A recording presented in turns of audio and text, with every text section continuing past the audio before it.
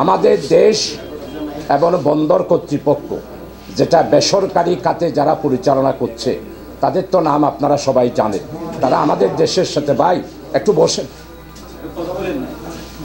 দেশের স্বার্থে আমরা এটাকে সাপোর্ট করেছি এবং গত 8 মাস ধরেও আমরা বলেছি যে আমাদের দেশের স্বার্থে দেশের যারা কোম্পানি যাদের অভিজ্ঞতা রয়েছে যারা কাজ করতেছে তাদের সাথেই করেন, বিদেশকে এখানে ঢুকাবেন না। বিদেশকে ঢুকালে আমাদের নৌবন্দর, আমাদের নৌবাহিনী এবং আমাদের স্বাধীনতা সার্বভৌমত্ব এবং আমাদের কর্তৃত্বটা টোটালি চলে যাবে।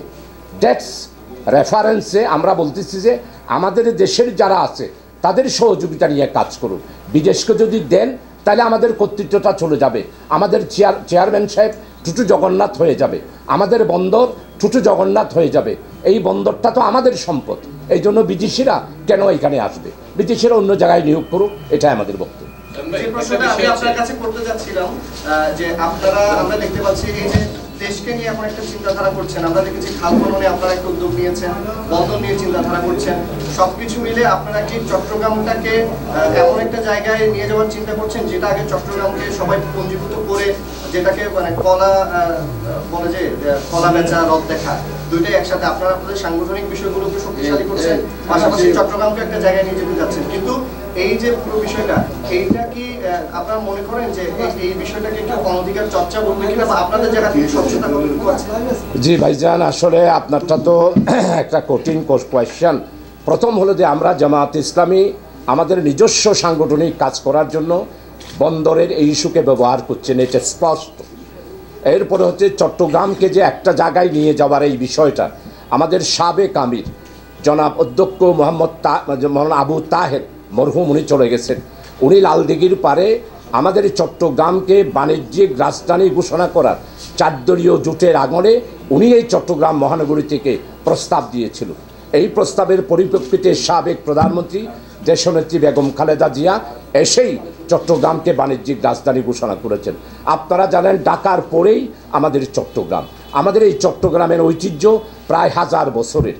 আমরা কোনো হঠাৎ করে গজে ওঠা চট্টগ্রাম বন্দর নয়, এই বন্দরের বয়সও প্রায় 250 বছরের কাছাকাছি।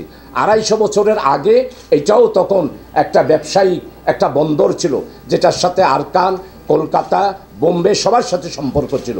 তাই আমরা চট্টগ্রামকে বাংলাদেশের আলাদা অবিচ্ছেদ্য কোনো একটা জায়গায় নিয়ে যাওয়ার আমাদের কোনো চিন্তা নাই।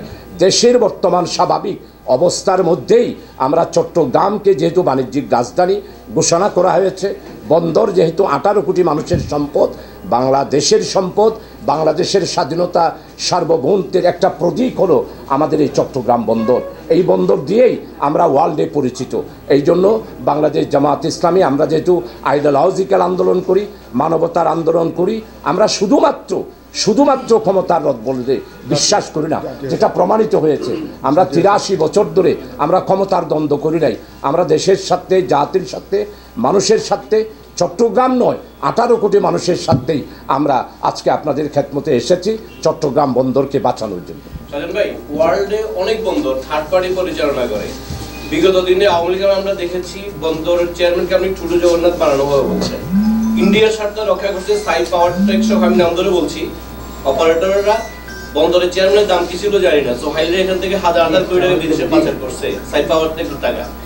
তো থার্ড পার্টি আপনি যখন সার্বভৌমত্ব অক্ষুণ্ণ রেখে বন্দর চেয়ারম্যানের রোল প্লে করার সুযোগ অক্ষুণ্ণ রেখে থার্ড পার্টি পরিচালনা করে, এই ক্ষেত্রে সমস্যা নেই। আমি থার্ড পার্টির ব্যাপারে আমি যেটা লেখাপড়া করেছি, আমি যদ্দূর মানে খতিয়ে দেখেছি, সাইফার ট্যাক্স যেটা বলছেন 1000 কোটি টাকা বিদেশে পাচার করেছে। আমি একমাত্র ব্যক্তি চট্টগ্রাম মহানগরীতে জামায়াতের পক্ষ থেকে বিদেশে পাচারকৃত অর্থের ব্যাপারে এবং দুর্নীতির ব্যাপারে সবচেয়ে বেশি, আপনারা এই 7 মাসে আমার বক্তব্যগুলো আপনারা দেখেছেন। আমি কোনো কোম্পানি বা থার্ড পার্টি যদি কোনো অর্থ পাচার করে থাকে সেই চট্টগ্রামে বন্দরে ঢুকবে, এটা আমি কোনো অবস্থায়, আল্লাহর মেহেরবানি, আমরা চট্টগ্রাম মহানগরী কোনোদিনও সাপোর্ট করব না। আমরা আমাদের এখানে কথা হলো আমরা কোনো প্রতিষ্ঠান বুঝি না। আমি শুধুমাত্র বিদেশিরা না দিয়ে আমাদের দেশের যারা আছে তারা বন্দরের কর্তৃত্ব, বন্দরের পাওয়ার এবং বন্দরকে আমাদের এখানে ক্ষমতায়ন করেই এই টার্মিনালটি আমাদের দেশের সাথে আমরা পরিচালনা করতে চাই। যেহেতু আমার এটার সাথে 4 থেকে 5,000 শ্রমিক জড়িত রয়েছে, এখানে 100 থেকে 200 বিদেশি ট্রেনিং নিয়ে এসেছেন এইরকম লোকেরও আছে।